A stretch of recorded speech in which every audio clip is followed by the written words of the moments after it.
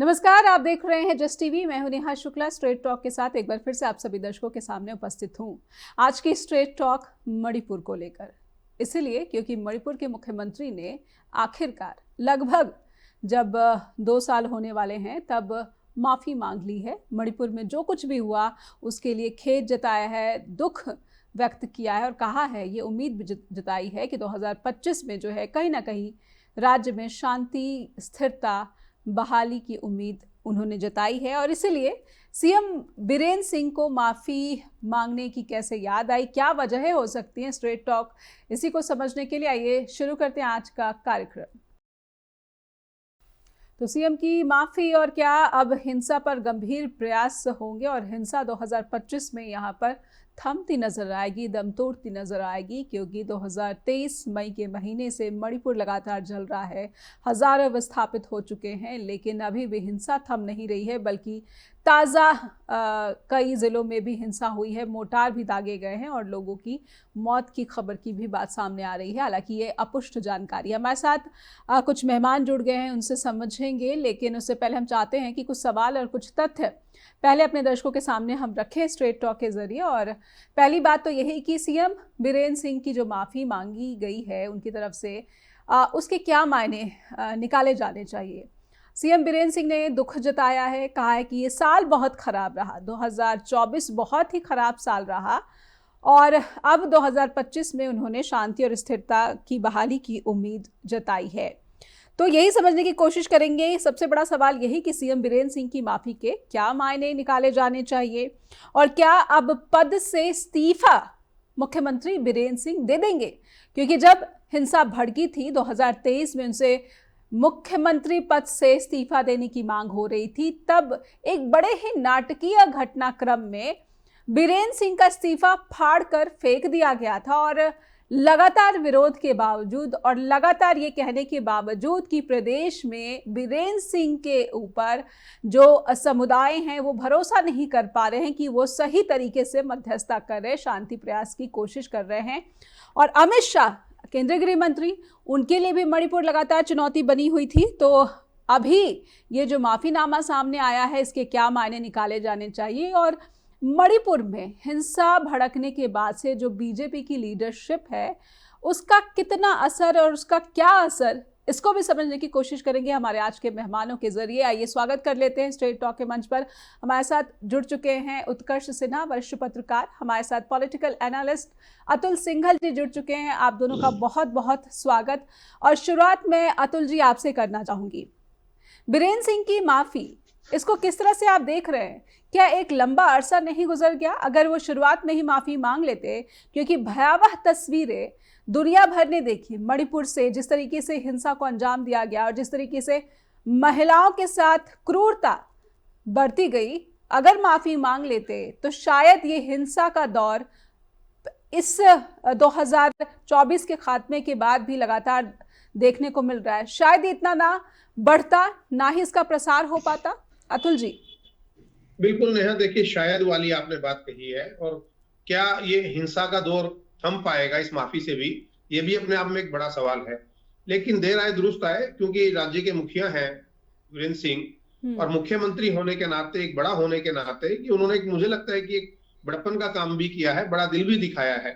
उन्होंने माफी मांगी क्योंकि निश्चित तौर पर मुख्यमंत्री है, शांति बहाली, राज्य में शांतिपूर्ण तरीके से सरकार चले, ये कहीं ना कहीं मुख्यमंत्री की जिम्मेदारी होती है या सत्ता पक्ष की जिम्मेदारी होती है। तो मुझे ऐसा लगता है नेहा कि उनके ऊपर कुछ नैतिक दबाव भी रहा होगा, कुछ राजनीतिक दबाव भी रहा होगा, और कुछ जो है उन्होंने इसको बड़प्पन भी दिखाया है और उम्मीद जताई है, क्योंकि नया साल है, नए साल के अवसर पर उनका ये बयान आया है। तो चूंकि हम शुभकामनाएं देते हैं नए साल पर एक दूसरे को, परंपरा है कि आपके लिए एक अच्छा साल हो, तो इसीलिए उन्होंने खेद जताया कि जो बीत गया उसे भूल जाया जाए और नए सिरे से एक नई शुरुआत की जाए।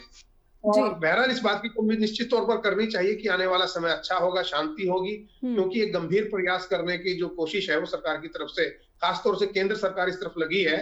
और अमित शाह भी चाहते हैं, उनके सामने चुनौती भी है कि किस प्रकार से हिंसा का दौर वहां पर थमे जी। और जैसे आपने बताया, आज की जो रिपोर्ट है, सबसे ज्यादा हिंसा अगर देखा जाए तो नॉर्थ ईस्ट में केवल मणिपुर में ही इस वक्त है, बाकी सभी जो राज्य हैं वो करीब करीब बिल्कुल शांतिपूर्ण तरीके से कार्य कर रहे हैं जी। तो क्या मुख्यमंत्री पद से अब इस्तीफा आ जाएगा बीरेंद्र सिंह का? अब ये अंदाजा लगाएं, और ये अंदाजा जो है काफी ये जो है इसको मजबूत आधार भी मिल रहा है। नहीं, माफी मांगने का मतलब इस्तीफा देना कैसे हो सकता है? जी। क्यों देना चाहिए? ठीक है, हो सकता है कभी कभी आदमी तब भी माफी मांगता है जब उसकी सही मायने में गलती ना हो। बड़ा व्यक्ति तब भी माफी मांगता है, और गलती है तब भी माफी मांगते हैं। माफी मांगना तो अपनी एक परंपरा का हिस्सा है। उन्होंने माफी मांग ली, ठीक है। हो सकता है कुछ गलतियां रही हो प्रशासनिक स्तर पर, उसको सुधारा जा सकता है, लेकिन क्यों इस्तीफा दिया जाए, क्या इस्तीफा दिया जाना चाहिए? तो मुझे नहीं लगता कि इस्तीफा उनको देना चाहिए या वो देंगे। जी जी, क्योंकि उन पर जो है कहीं ना कहीं एक जिस लीडर की जो एक विशेषता होनी चाहिए कि जो दो समुदाय आपस में भिड़ रहे हैं, आपस में हिंसक हो रहे हैं, वो भरोसा वो अपने ऊपर उसका कायम हो सके, इसके लिए ऐसे मुख्यमंत्री का होना या फिर ऐसे लीडर का होना बहुत अनिवार्य हो जाता है कि दोनों समुदाय उन पर भरोसा कर सके और दोनों समुदायों को ये लगे कि मेरा नेता या हमारा नेता जो है वो पक्षपाती रवैया जो है उसका नहीं होगा। तो कहीं ना कहीं पक्षपाती छवि बीरेंद्र सिंह के साथ हमने देखी है या फिर इसके आरोप लगते रहे हैं। तो इस पहलू से अगर हम देखें कि मुख्यमंत्री का इस्तीफा, इसका कोई औचित्य नहीं। देखिए नेहा, क्या है ना कि पक्षपाती छवि है या आरोप लगे एक अलग विषय है, लेकिन वहां पर जो झगड़ा है वो मतई का और कुकी का है।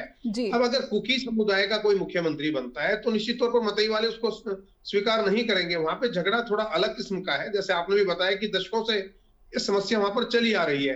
अगर किसी भी एक समुदाय को छोड़कर दूसरे समुदाय का मुख्यमंत्री बनता है तो समस्या जस की तस रहेगी। सवाल सिर्फ ये है कि किस प्रकार से दोनों समुदायों को साथ लेकर चला जाए, किस प्रकार से प्रशासन किया जाए। और ये केवल स्थानीय समस्या नहीं है, इसको बाहर से फंडिंग भी हो रही है, बाहर से इसको दूसरे देशों से सपोर्ट भी मिल रहा है। तो उस चीज को जो उसकी जो जड़ में जाना है समस्या के, और जड़ से उसका निदान करना है। केवल मुख्यमंत्री इस्तीफा दे दे किसी दूसरे समुदाय के या किसी दूसरे मुख्यमंत्री को बना दिया जाए, वो समस्या का हल नहीं है। क्योंकि बीरेंद्र सिंह तो पिछले कुछ समय से मुख्यमंत्री है, उससे पहले भी ये समस्या रही है। और इस बात की कोई गारंटी नहीं है कि दूसरा मुख्यमंत्री अगर बना दिया जाएगा तो समस्या हल हो जाएगी। सवाल ये है कि किस प्रकार से आप समस्या का निदान करेंगे, किस प्रकार से उसकी गहराई में जाएंगे। अब चूंकि केंद्र सरकार भी इसको लेकर काफी गंभीर है, तो मुझे लगता है कि इसका कोई ना कोई हल निकलेगा और निकलना चाहिए, ऐसी उम्मीद। तो यानी आप इस माफी के पीछे केंद्र सरकार की गंभीर प्रयास को देखते हैं, कहीं ना कहीं ये एक कोशिश केंद्र सरकार की तरफ से कही जा सकती है। उत्कर्ष सर, क्या आप भी बीरेंद्र सिंह की माफी के पीछे यही कारण देख पा रहे हैं, या फिर जो नैतिक दबाव जिसकी बात अतुल जी ने कही है, वो नैतिकता का दबाव इतना ज्यादा था कि 2024 के खात्मे के दिन उनको याद आ गई? नेहा, एक शेर है, बहुत देर कर दी मेहरबान आते आते।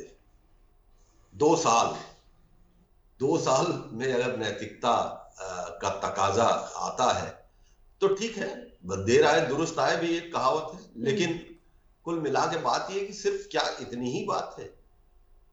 क्या सिर्फ नैतिकता की बात है? मेरी जानकारी जो कहती है, मैं उसको जब उन कड़ियों को जोड़ता हूं तो चीजें कुछ दूसरी दिखाई दे रही हैं। एक तो ये कि जानकारी ये कहती है कि मणिपुर के 19 विधायक दिल्ली में कुछ दिन पहले मिले थे एक पार्टी के कुछ लोगों से। उसके बाद उन्होंने चिट्ठी लिखी है 19 विधायकों ने बीरेंद्र सिंह को हटाने के लिए। ये विधायक बीजेपी के हैं? ये बीजेपी के विधायक है जी, पार्टी के विधायक है। इसके पहले जून में 7 विधायकों ने कहा था, लेकिन वो बात बनी नहीं। लेकिन इस बार 19 है, और सबसे महत्वपूर्ण बात है कि इसके पीछे कहा जा रहा है, मतलब सूत्रों का ये कहना है कि ये माफी मांगने, ये हटाने वाली चिट्ठी लिखवाने के पीछे दिल्ली की ताकतें हैं। तो एक मामला तो ये है। दूसरा मामला ये कि बीरेंद्र सिंह का सितंबर में एक ऑडियो टेप लीक हुआ था, जिसमें कथित तौर पर बहुत कंट्रोवर्सी उसमें हुई थी कि वो कुछ लोगों को उकसा रहे हैं या कह रहे हैं। सुप्रीम कोर्ट में वो मामला गया। सुप्रीम कोर्ट ने एक विसिल ब्लोअर नियुक्त किया है इसकी टेप की जांच करने के लिए, जिसका भी 1 महीना पूरा हो चुका है लगभग। तो अब अगले महीने में कोई ना कोई उसके ऊपर रिपोर्ट आनी है। तो ये वो परिस्थितियां हैं जो बीरेंद्र सिंह के लिहाज से कठिन है, बहुत कठिन है। और कहीं ना कहीं संभवाहट जरूर बन रही है कि वीरेंद्र सिंह को हटाया जाएगा। और ये इसलिए भी माना जा रहा है कि फिलहाल गृह मंत्री और प्रधानमंत्री दोनों के ऊपर दबाव बहुत ज्यादा बढ़ा हुआ है, अलग अलग कारणों से, लेकिन दबाव में है। अब ऐसे में मणिपुर अगर एक बड़ा इशू अभी भी बना रहता है, अभी भी, क्योंकि मेजर मणिपुर के लिए जो स्टेप्स लिए हैं केंद्र सरकार ने, वो सिवाय सुरक्षा बलों की बढ़ोतरी करने के और कोई बड़ा पॉलिटिकल जो जिसको कहते हैं इनिशिएटिव, वो इनिशिएटिव अभी आया नहीं है। तो ऐसे में अब अगर उसको लाना है, पॉलिटिकल इनिशिएटिव लाना है, तो सबसे पहले वीरेंद्र सिंह खतरे में आएंगे। ऐसे में वीरेंद्र सिंह ने अपने आप को थोड़ा सा मजबूत करने के लिए, प्रोटेक्ट करने के लिए उन्होंने ये माफी वाली लाइन ली है। ऐसा फिलहाल सारी कड़ियों को जोड़ने के बाद एक एंगल ये निकलता है। बाकी हाँ, एक अच्छी बात है जो कही अतुल सर ने कि भाई लोग, मतलब माफी मांगना कोई छोटा हो जाना नहीं है। अगर गलती महसूस होती है तो माफी मांग लेने में कोई हर्ज नहीं है, लेकिन जब पॉलिटिकल स्फीयर में चीजें होती हैं ना, तो उसमें बहुत सारी चीजें, अब ये जो नया मूव बना है, डिमांड ऑफ रेजिग्नेशन या सीएम चेंज करने वाला, और ये स्ट्रांग है इस बार। बिल्कुल। इसके साथ एक चीज आखिरी में और जोड़ दूं, एक रेफरेंस और है कि कुछ दिन पहले संघ प्रमुख मोहन भागवत ने भी वीरेंद्र सिंह की आलोचना करते हुए कहा था कि मणिपुर की हिंसा को इतना लंबा नहीं चलने देना चाहिए, इसमें मुख्यमंत्री की गलती है और इस पर विचार करना चाहिए। तो ये कुल मिला के थोड़ा दबाव बहुत सारे जो है कारण दिख रहे हैं वीरेंद्र सिंह की माफी के पीछे, जिसको कहा जा सकता है। इस तरह की जो जानकारी निकल कर आ रही है। एक छोटा सा ब्रेक लेते हैं, ब्रेक के बाद आएंगे तो कई सवाल अभी भी जुड़े हुए हैं कि मणिपुर में कितने गंभीर प्रयास दिख रहे हैं, खास करके वीरेंद्र सिंह की माफी के बाद। अब इसके आगे मणिपुर में जो नेतृत्व है उसकी क्या स्ट्रैटेजी है, उसकी क्या पॉलिसी या फिर नीति 2025 में हिंसा को रोकने की दिख रही है। वीरेंद्र सिंह की माफी और माफी के कुछ जो है कारण, संभावित कारण क्या हो सकते हैं, इसको समझने का क्रम आगे बढ़ाएंगे ब्रेक के बाद।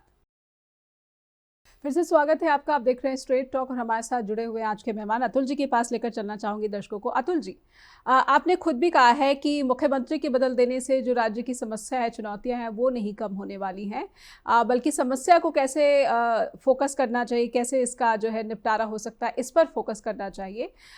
लेकिन अगर यही बात है तो फिर बीजेपी और कांग्रेस दोनों दलों में तो कोई फर्क ही नहीं है। मैं ताज़ा जो स्टेटमेंट आई है वीरेंद्र सिंह की, जयराम रमेश के स्टेटमेंट के बाद कांग्रेस की यही बात की प्रधानमंत्री क्यों नहीं गए मणिपुर, प्रधानमंत्री हर जगह जाते हैं। लेकिन मैं देख रही थी एक डेटा कि गृह मंत्री और गृह राज्य मंत्री दोनों क्या 2024 में मणिपुर में कितनी बार गए, इसकी भी जानकारी अगर आपके पास हो तो हमारे दर्शकों के लिए ज़रूर सामने रखिए। लेकिन मैं समझना चाहती हूँ, अगर राजनीतिक समाधान नहीं तो फिर किस तरह का समाधान मणिपुर की हिंसा के लिए जो है ढूंढा जा सकता है या फिर इस पर काम करना चाहिए? माफ कीजिएगा, एक बार मैं दोबारा आपका सवाल सुनना चाहूंगा, क्योंकि देखिए निश्चित तौर पर मुख्यमंत्री, माफ कीजिए, प्रधानमंत्री वहां पर जाएं जी, की मांग लगातार रही है। लेकिन चूंकि समस्या को ये था कि वहां पर धार्मिक आधार पर समस्या वहां ज्यादा है, जैसे आपको भी मालूम है, वहां पे मुस्लिम हिंदुत्व वाला मामला है, कुछ बांग्लादेशी वाला और जो नागा समुदाय वाला मामला है। और उसको ये उम्मीद की जा रही थी केंद्र सरकार की तरफ से कि जो सपोर्ट केंद्र सरकार से मिलता है उसके आधार पर इस समस्या को राज्य सरकार हल कर ले जी। अब जैसे अभी हमारे साथी भी बता रहे थे कि मुख्यमंत्री ने माफी भी मांगी है, नैतिक दबाव, और हमने भी इस बात को थोड़ा सा कहा था कि बीजेपी का या केंद्र सरकार का दबाव भी मुख्यमंत्री पर रहा होगा निश्चित तौर पर, जो उन्होंने माफी मांगी है। और साथ में चूंकि जो दलीय स्थिति है वहां की, वो ऐसी स्थिति बनती है कि हो सकता है मुख्यमंत्री चेंज करने का भी विषय उठे।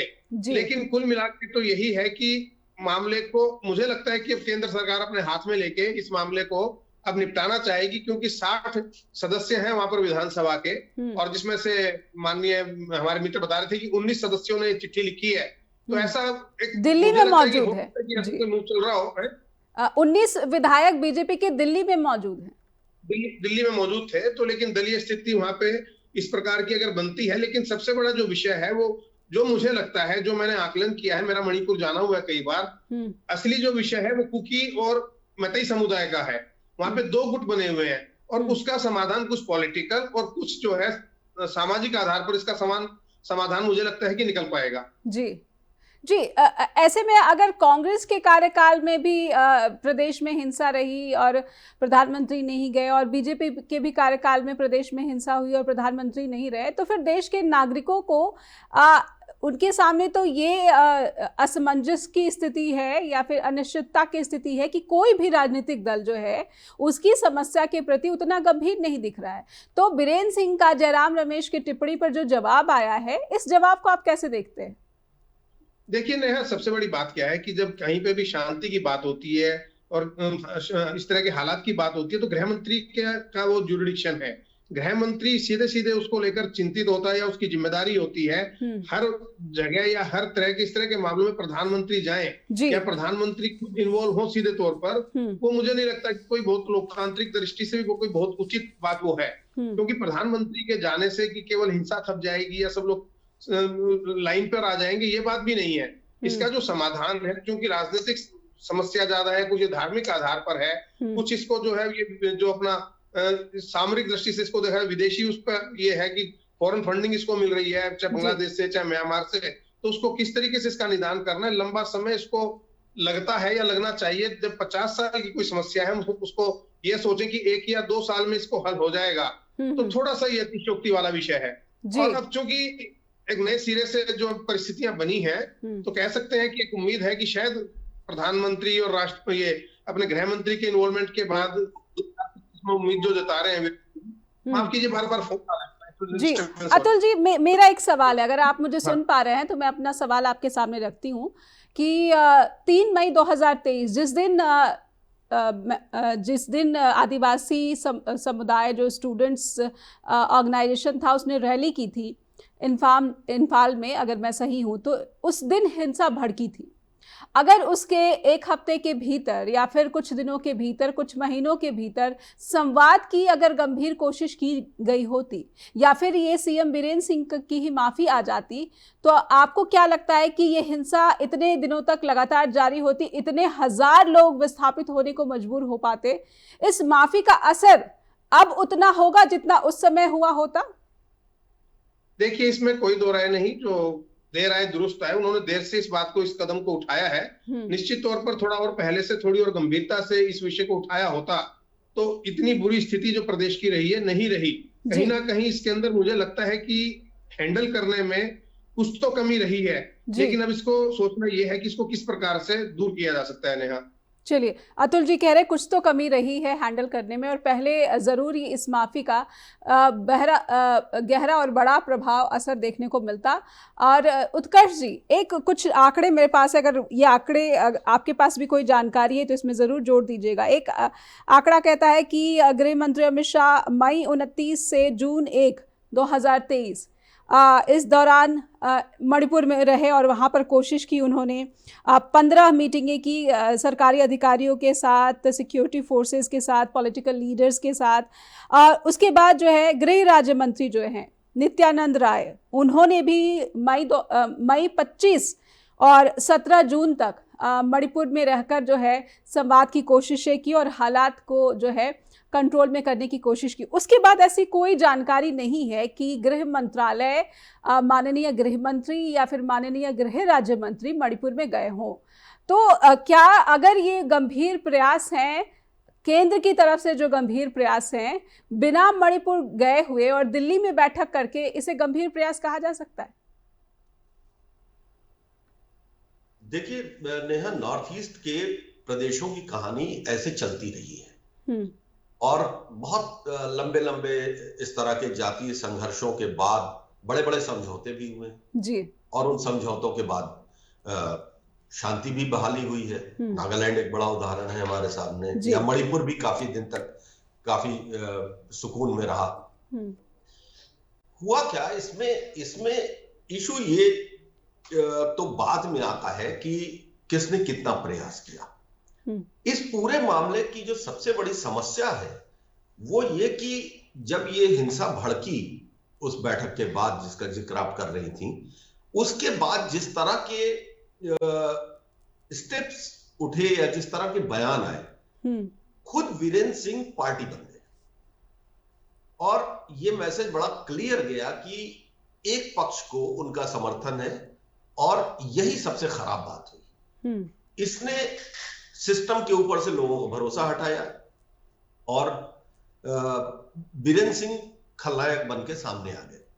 और दूसरी गलती भारतीय जनता पार्टी के साथ के शीर्ष नेतृत्व से ये हुई कि उसने मतलब पार्टी लेवल पे इंटरवेंशन नहीं किया उस पूरे माहौल में, क्योंकि नॉर्थ ईस्ट में उनकी पॉलिटिक्स को सूट कर रहा था। एक थोड़ा सा हिंदू पोलराइजेशन और स्ट्रांग हो रहा था और असम में हेमंत बिश्व शर्मा कर ही रहे हैं और उसके बाद फिर मणिपुर, तो फिर वो एक बन रहा था एक कॉम्बिनेशन।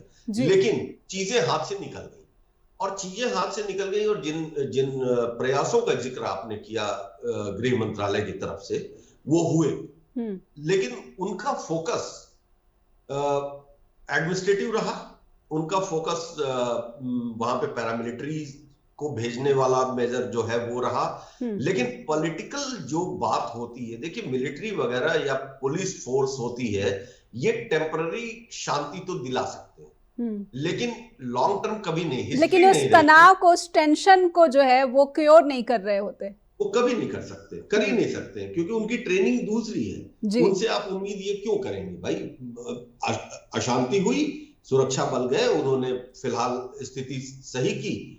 यहां तक कि बड़े युद्धों में देखिए सेनाएं युद्ध लड़ती हैं लेकिन समझौते दूसरे टेबलों पे होते हैं। बिल्कुल। तो वो जो दूसरे टेबल है वो मणिपुर के केस में बन ही नहीं पाए, वो टेबल लग ही नहीं पाए हैं अभी तक। बिल्कुल। तो अब क्या ये टेबल अब बिछने की कोशिश शुरू हो गई? एक छोटा सा ब्रेक लूंगी उत्कर्ष सर, और इसमें जो बांग्लादेश का एपिसोड जुड़ गया है उस एपिसोड को भी समझने की कोशिश करेंगे कि क्या ये कोशिशें बांग्लादेश में जो भी कुछ हो रहा है और सीमा को लेकर जो नई चुनौतियां भारत सरकार के सामने आन खड़ी हुई हैं, इससे भी जोड़कर क्या मणिपुर में सीएम वीरेंद्र सिंह की माफी को देखा जा सकता है? एक छोटा सा ब्रेक के बाद लौटते हैं। फिर से स्वागत है आप सभी दर्शकों का। आप देख रहे हैं स्ट्रेट टॉक। और मणिपुर में इस वक्त जो भी स्थिति है, अब क्या राजनीतिक बदलाव या फिर राजनीतिक प्रयास गंभीर दिख रहे हैं, खास करके तब जबकि मुख्यमंत्री ने माफ़ी मांगी और ये उम्मीद जताई है कि 2025 में प्रदेश में शांति और स्थिरता ज़रूर बहाल की जा सकेगी, ऐसा मेरा मानना है या फिर मुझे उम्मीद है। हमारे साथ अतुल सिंघल जुड़े हुए हैं, पॉलिटिकल एनालिस्ट, और उत्कर्ष सिन्हा जुड़े हुए। उत्कर्ष सर, पहले मैं शुरुआत आपसे ही करती हूँ इस क्रम में। बांग्लादेश की जो स्थिति बिगड़ गई है और भारतीय सीमा की एक नई चुनौती, अगर मैं भारत का जो भूगोल है, जियोपॉलिटिक्स, उसके नज़रिए से देखें तो अब म्यांमार सीमा देख लीजिए या फिर उससे जुड़े जो भी भारत के पूर्वोत्तर राज्य हैं, कहीं ना कहीं इस टेंशन को और बढ़ा दिया है ताज़ा स्थिति ने, बांग्लादेश की ताज़ा स्थिति ने। निश्चित तौर पर बांग्लादेश के जो हालात हैं जी, वो सवाल सिर्फ शेख हसीना के हटने का नहीं है, लेकिन उसके बाद से जो घटनाक्रम हो रहा है, जिस तरह से पाकिस्तान वहां पर एंट्री कर रहा है, जिस तरह से पाकिस्तान की शिप्स को और उनके कंटेनर्स को ये कह दिया गया, ये परमिशन मिल गई है कि उनकी चेकिंग नहीं होगी, तो ये क्यों ना माना जाए पाकिस्तान की हिस्ट्री को देखते हुए कि वो नॉर्थ ईस्ट के इस उग्रवाद को बढ़ाने के लिए या अस्थिर करने के लिए हथियारों की सप्लाई होगी, ड्रग्स की सप्लाई होगी, जैसा वो करता रहा है हमारे वेस्टर्न बॉर्डर पे हमेशा, या जम्मू कश्मीर के बॉर्डर पे। तो इन हालातों में अब चुनौती बढ़ गई। एक वक्त था जब नॉर्थ ईस्ट के जितने टेररिस्ट थे वो या तो म्यांमार में होते थे या बांग्लादेश में शेल्टर लेते थे, लेकिन बांग्लादेश में जब चीजें बदली तो बहुत सारे वहां पे छुपे हुए लोगों को प्रत्यर्पित किया गया और उसके बाद फिर वो ग्रुप्स खत्म हुए। वो एक डिप्लोमेटिक मूव था। अभी क्या है कि हमारी दिक्कत इस वक्त ये है ना कि बांग्लादेश को लेके अभी भारत सरकार का कोई सॉलिड प्लान निकल नहीं पाया है, मतलब हमारे सामने नहीं आ पाया है, और तो वहां पे डिस्टर्बेंस है। दूसरी तरफ बांग्लादेश में जो कार्यकारी सरकार बनी उसके ऊपर पाकिस्तान, प्रो पाकिस्तानी जो इन्फ्लुएंसर्स हैं उनका प्रभाव बढ़ता जा रहा है, पाकिस्तान सरकार का प्रभाव बढ़ता जा रहा है। तो ऐसे हालात में भारत के लिए तो निश्चित चिंता है, क्योंकि सवाल सिर्फ मणिपुर का नहीं, वो पूरे नॉर्थ ईस्ट का एक सवाल हो जाता है, क्योंकि वो एक लंबा बॉर्डर है जो त्रिपुरा से लेके और ऊपर तक जाता है, नागालैंड। तो अच्छा, म्यांमार म्यांमार ऑलरेडी एक ऐसे सिचुएशन में फंसा हुआ है जहां पर कि उनकी फौज और उनके विद्रोहियों के बीच में इतनी लड़ाइयां हैं कि इसी मणिपुर और मेघालय में उनकी फौज के लोग भाग के चले आ रहे हैं जी। तो वो भी अस्थिर है। तो हमारा जो ईस्ट का बॉर्डर है वो बहुत फर्जाइल, अच्छा चाइना ऊपर का प्रेशर बनाए हुए है, तो चाइनीज जो पूरा गेम प्लान है, मैं पाकिस्तान को भी चाइनीज गेम प्लान का हिस्सा मानता हूं, तो वो हमारे नॉर्थ ईस्ट के लिए बहुत खतरनाक हो गया है। ऐसे में अब ये सवाल नहीं रह गया, थोड़ा सा मैं पूरे सम्मान के साथ डिफर करता हूं अपने अतुल जी से कि सिर्फ होम मिनिस्ट्री का सवाल नहीं रह गया। अब तो आपको बड़े हायर लेवल पे यहाँ इंटरवेंशन करना पड़ेगा और उसके बहुत फ्रंट हैं। होम मिनिस्ट्री एक फ्रंट है, फॉरेन मिनिस्ट्री एक फ्रंट है, लेकिन पीएमओ सबसे बड़ा फ्रंट है और प्रधानमंत्री को अब मणिपुर के ऊपर बोलना ही चाहिए, हस्तक्षेप करना ही चाहिए। और शायद वीरेंद्र सिंह के ऊपर जो हालात बन रहे हैं या उनकी माफी आई है या उनको बदला जाएगा, वो एक स्टेज सेटिंग भी हो सकती है कि पीएमओ अब वहां पर इंटरफियर कर रहा है, पार्टी का शीर्ष नेतृत्व भी वहां इंटरफियर कर रहा है और हालात को बदलने के लिए। तो एक इसको इस तरह से भी देखें तो ये थोड़ा पॉजिटिव लाइन देती है। क्या ये सिर्फ और सिर्फ ये भी एक सबसे बड़ा कारण है इस सारी जो है ये पोस्चरिंग की मुख्यमंत्री की तरफ से जो भी हो रही है या फिर स्टेज सेटिंग की कि अब सीमा संबंधी चुनौतियां जो है भारत सरकार के सामने वो गंभीर हो गई हैं, इसीलिए भारत सरकार जो है थोड़ी सक्रिय हुई है या फिर गंभीर दिख रही है? निश्चित तौर पर और ये सही समय भी है क्योंकि इसमें देर करना बहुत खतरनाक होने वाला है। तो अगर भारत सरकार का प्रधानमंत्री कार्यालय और साथ साथ पार्टी का पॉलिटिकल लीडरशिप इसमें इंटरवीन करने जा रहा है तो इसको ठीक मानना चाहिए और यही सही कदम है, क्योंकि जिसके प्रति गुस्सा है पहले उस गुस्से को हल्का करिए, उसके बाद फिर अपने एंड पे चीजों को ठीक कीजिए, डिस्कशन और टॉक टेबल्स को लाइए। पॉलिटिकल पार्टियों के टॉक टेबल पे आने से काम नहीं बनेगा, सोशल ग्रुप्स को लाना पड़ेगा जी। मैं हमेशा कहता हूं, मेरा बड़ा सीधा मानना ये होता है कि क्राइसिस के भीतर, चाहे वो बिटवीन टू कंट्री नेबरहुड के बीच में हो या विद इन द कंट्री हो, हमेशा ट्रैक टू ज्यादा काम करता है। ट्रैक टू डिप्लोमेसी को आपको बढ़ाना चाहिए। बिल्कुल। अतुल जी, ऐसे में मैं आपसे फिर से ये ज़रूर समझना चाहूँगी कि समस्या का समाधान तभी ज़्यादा ठोस और मजबूत निकल कर आता है जब हमें पता चलता है कि समस्या असल में है क्या। तो समस्या क्या है? बॉर्डर से हो रही घुसपैठ समस्या है, धार्मिक जो वैमनस्य चला आ रहा है दशकों से वो बड़ी समस्या है, असल समस्या क्या है? या फिर कांग्रेस सरकार के जो किए हुए पाप हैं कथित रूप से या फिर गलतियां हैं वो असल समस्या है? क्योंकि सीएम बीरेंद्र सिंह की माफी के बाद भी जो स्टेटमेंट आई है उसमें तो वो यही कह रहे हैं कि मणिपुर की जो समस्या है वो कांग्रेस के किए हुए पाप है और इसी वजह से मणिपुर जो है ताज़ा दौर में जल रहा है। असल समस्या मणिपुर की क्या है जिसका समाधान उसी आधार पर किया जा सके? चोट जिस वजह से लगी है अगर इसका पता चल सके तो उसी हिसाब से उसका इलाज हो सके। देखिए नेहा, मैं माफी चाहूंगा, पिछली बार मैं थोड़ा सा डिस्टरबेंस रही, लगातार फोन बजने लगे जी। मैं आपने अपने सवाल का खुद जवाब दे दिया। ये केवल एक पहलू नहीं है, कई पहलू कई डायमेंशन में काम करना है। पिछली बार भी मैं बोलना चाहता तो विदेश नीति जो है इसके अंदर वो भी शामिल है। अपनी जातीय संघर्ष की जो बात की, क्योंकि नागालैंड में भी मेरा कार्य क्षेत्र रहा है, वहां पे 18-19 ट्राइब्स है नागाओं की, वो आपस में लड़ती रही है। यही हाल जो है असम के अंदर भी रहा है। अलग अलग जो जातियां हैं, जनजातियां हैं, वो भी आपस में लड़ती हैं। छोटे छोटे कहीं बोडोलैंड की समस्या है, कहीं अलग अलग समस्या है। तो ये धार्मिक समस्या भी है, सामाजिक समस्या भी है, जैसे बताया समाज को बैठाकर अलग अलग को। और मैं ये भी बताता हूँ कि जब नागालैंड में शांति की बात हुई और असम में शांति की बात हुई तो जो गृह मंत्री हैं उन्होंने दिल्ली में लगातार 7 दिन तक बैठकें की थी, अलग अलग समुदाय के लोगों को बुलाया, उसमें हेमंता विश्व शर्मा भी उस बैठक में थे, अलग अलग मुख्यमंत्रियों को बुलाया और काफी उसके अंदर शांति हुई थी। ये अब की बात नहीं कर रहा हूँ, मैं पिछले 5-6 साल पुरानी बात कर रहा हूँ। तो इसलिए इसको समग्रता से देखना पड़ेगा और निश्चित तौर पर इसके अंदर जैसे विदेश नीति भी इसके अंदर महत्वपूर्ण है, अपना सामाजिक ताना बाना जो है उसको भी देखना पड़ेगा, धार्मिक पहलू भी इसका देखना पड़ेगा, प्रशासनिक लेवल पे भी। तो ये इतनी जल्दी समस्या, इतनी लंबी समस्या है, इतनी जल्दी हल होना मुश्किल थी। ताजा जो हिंसा भड़की पिछले साल मई में और उसके बाद स्थिति ज्यादा गंभीर हो गई, लेकिन समग्रता से इसको हल करना पड़ेगा। निश्चित तौर पर जो अरुणाचल का बॉर्डर है वो भी हमने देखा किस प्रकार से समय समय पर चीनी घुसपैठ रहती है, और चीनी और पाकिस्तान और ये सब एक ही लोग हैं भारत के खिलाफ अगर देखा जाए तो।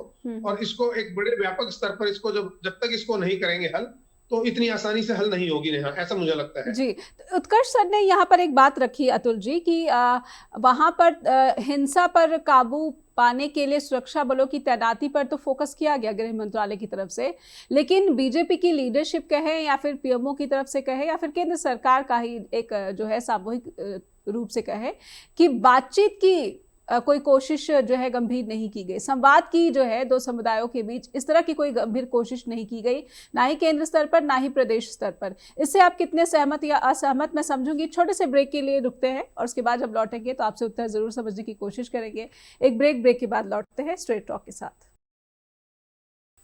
फिर से स्वागत है, आप देख रहे हैं स्ट्रेट टॉक। और मणिपुर में जो स्थिति बनी हुई है और उम्मीद दिख रही है कि शायद अब 2025 में गंभीर प्रयास होंगे और हिंसा पर काबू पाने में काफ़ी हद तक सरकारों को सफलता मिल सकती है। हमारे साथ अतुल सिंघल लगातार जुड़े हुए। अतुल जी, मैं समझना चाहती हूँ कि समुदायों के बीच वार्ता की कितनी गंभीर कोशिश आपने देखी प्रदेश स्तर पर या फिर केंद्र सरकार के स्तर पर? देखिए नेहा, वार्ता तो हुई है और लगातार चली भी है, लेकिन उसका क्या नतीजा निकला, सबसे बड़ा सवाल ये है।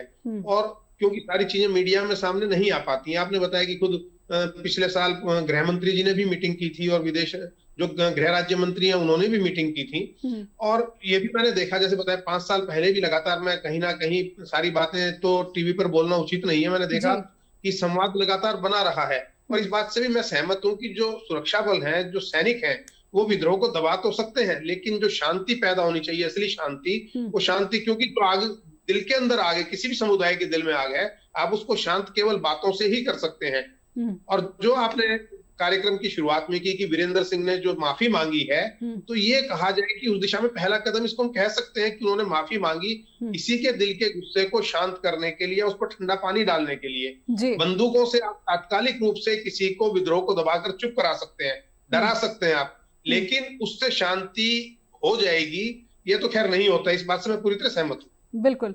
उत्कर्ष सर, बहुत ही आत्मविश्वास के साथ गृह मंत्री ने कहा था, मुझे याद है एक रैली के दौरान, कि बाड़बंदी अगर हो जाएगी तो बहुत हद तक ये जो हिंसा है उस पर लगाम लग सकती है, क्योंकि बाहर से जो घुसपैठिए आ जा रहे हैं वो हिंसा को ज़्यादा भड़काने का या फिर अंजाम देने की कोशिश कर जाते हैं।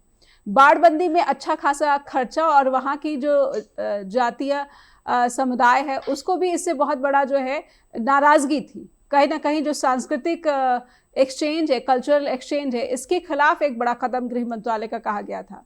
उत्कर्ष सर, खर्चे भी हुए, संवाद भी हुआ, और सांस्कृतिक जो आदान प्रदान है उस पर भी एक आघात प्रहार हुआ।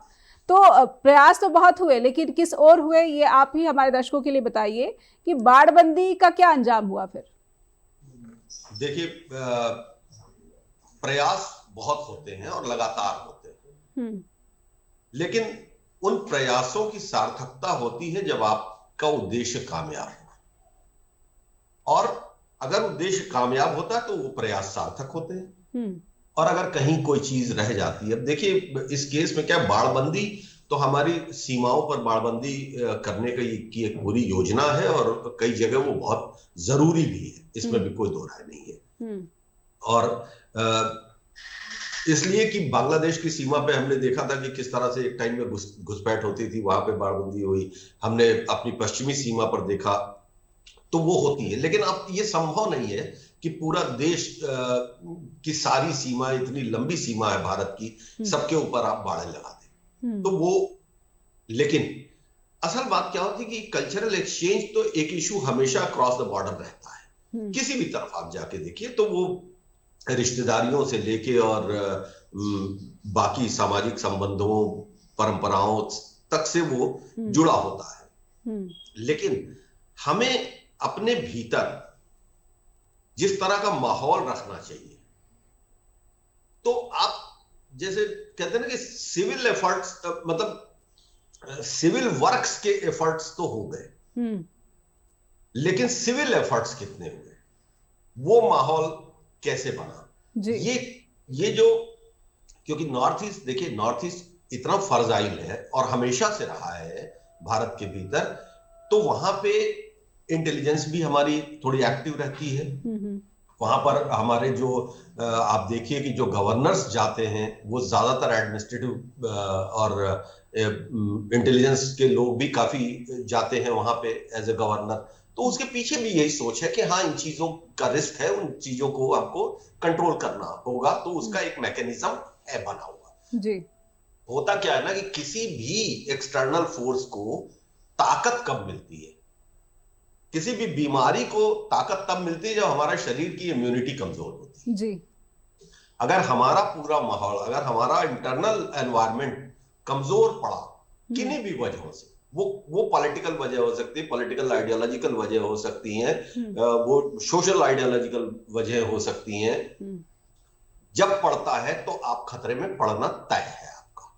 मणिपुर में भी जो हुआ, मैतेई कुकी क्लैश रहा है, कल्चरल क्लैश रहा है, वो एक डिफरेंट कम्युनिटी है, लेकिन जब आप मैं फिर कह रहा हूं, बहुत सीधा कह रहा हूं कि क्लैश के बीच में जब राज्य का मुखिया एक पक्ष में झुका दिखाई देने लगे तो वो सोशल फैब्रिक बिगड़ना तय, और वही बिगड़ गया और बिगड़ता चला गया। फिर जो बाहरी ताकतें हैं जिनकी इच्छा थी इसको बिगाड़ना या जिनकी मंशा थी कि भारत अस्थिर हो, वो सफल हो रही है, वो सफल है।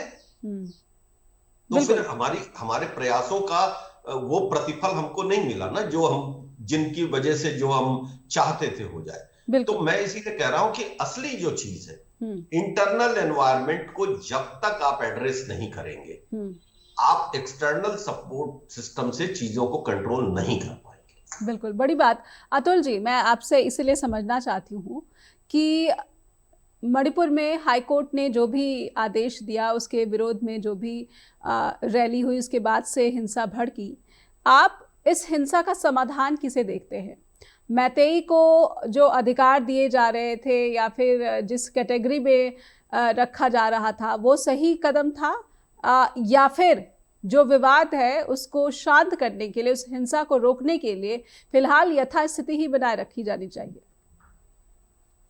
देखिए, कोर्ट को जो ठीक लगा, उचित लगा, वो बताया गया, क्योंकि सवाल ये उठता है कि 90% जमीन किसी एक पर्टिकुलर समुदाय के पास है और दूसरा जो समुदाय है जिसकी आबादी ज्यादा है उसके पास जो संसाधन है, प्राकृतिक संसाधन, उसके 10% है। तो ये जो असंतुलन है, सामाजिक असंतुलन है, अदालत ने तो शायद यही सोच के कहा था कि इसको सामाजिक संतुलन बनेगा, लेकिन उसको सही तरीके से जब हैंडल नहीं किया गया, रैली निकल गई, हिंसा शुरू हो गई, और यही जो झगड़े का जो विषय है वो असली विषय वही है और इसी कारण से है। अब ये बातें तो बैठकर एक दूसरे को विश्वास में लेकर तभी इसको हल हो पाएगा। और जैसे आपने बार बार कांग्रेस का जिक्र किया, डॉक्टर साहब ने भी जिक्र किया, ये बात जरूर है कि प्रधानमंत्री ने कम से कम 60-70 राउंड नॉर्थ ईस्ट में किए हैं, पूरे अलग अलग राज्यों में, मणिपुर में नहीं गए, वो एक अलग विषय है, उसके राजनीतिक कारण हो सकते हैं। और कांग्रेस के टाइम पे लुक ईस्ट पॉलिसी चलती थी, जिसको प्रधानमंत्री ने कहा एक्ट ईस्ट पॉलिसी, और जिस प्रकार के कार्य हुए वहां पे, विकास के कार्य हुए हैं, उसका असर तो देखने को मिलेगा। और मुझे इस बात की उम्मीद है कि ये जो भी इसमें कमियां रही हैं उनको दूर करके केवल एक राज्य ये बचा है, मिजोरम के अंदर भी शांति है, नागालैंड में भी शांति है, असम में भी शांति है, मणिपुर में भी बहुत जल्द शांति स्थापित होगी। चलिए, उम्मीद करते हैं कि 2025 पे जो आपने कहा वो सत्य साबित हो, और जो सरकार है, चाहे वो राज्य सरकार है या फिर केंद्र सरकार है, दोनों स्तर पर जो है गंभीर प्रयास हो। और माफ़ी के आगे देखते हैं कि मुख्यमंत्री बीरेंद्र सिंह किस तरीके से संवाद को और ज़्यादा मजबूत करने की कोशिश करते हैं, या फिर दोनों समुदाय के बीच शांति और स्थिरता बहाल करने की कोशिशों को अमली जामा पहना सकते हैं। उत्कर्ष सर, आपका भी बहुत बहुत धन्यवाद और आभार व्यक्त करना चाहूँगी। समय समाप्त हो गया। अतुल जी, आपका भी बहुत बहुत आभार। और अब स्ट्रेट टॉक के दर्शकों से अनुरोध करना चाहूँगी कि आपको मणिपुर की जो स्थिति है और खास करके मुख्यमंत्री के माफ़ीनामे के बाद आप इस पूरे घटनाक्रम को कैसे देख रहे हैं, अपनी फीडबैक हमें ज़रूर भेजें, ईमेल लिखिए info@justbroadcasting.com और neha@justbroadcasting.com पर भी लगातार देखते रहिए जस्ट टीवी। नमस्कार।